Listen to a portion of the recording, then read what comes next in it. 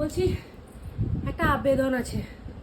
এই মনে করো যারা এই রাষ্ট্রপতি, প্রধানমন্ত্রী, মুখ্যমন্ত্রী বা যারা আরও উচ্চ পদস্থ কর্মচারী যারা বিভিন্ন পদে আছে, এসি ঘরে বসে আছে, আরাম দিচ্ছে আর কি, সবাই সরকারকে আরাম দিচ্ছে বা এমনি কোনো মাস্টারদেরকে এখানে আরাম দিচ্ছে, এখান থেকে সবাইকে আরামে মানে ভালোকে শান্তিতে রাখছে।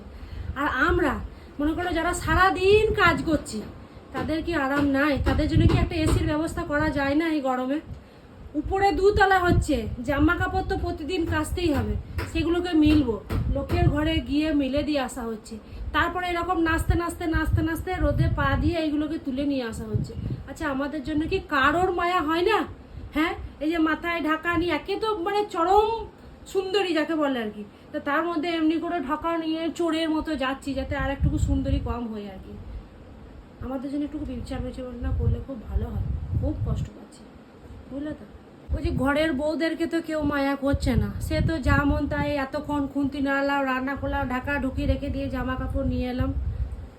বলছি সূর্য দেবতা তো একটুকু মায়া করতে পারে বলো?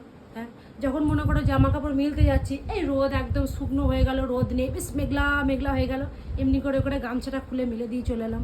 আবার যখন ঠিক বেলা 1টার সময় তুলতে যাব, তখন আবার রোদটা চলে যাবে, আবার কিন্তু জামা কাপড়টি তুলে নিচ্ছ, মাঝখানের টাইমটা কিন্তু রোদ দিতে হবে, তবে তো এগুলো শুকুবে, নাহলে আবার তাতেও ফেয়ার আছে বৃষ্টি পড়লে।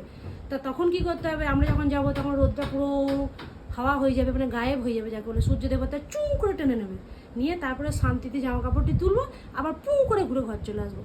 সূর্য দেবতাও তো মায়া করতে পারে বলো? কেউ করছে না মায়া।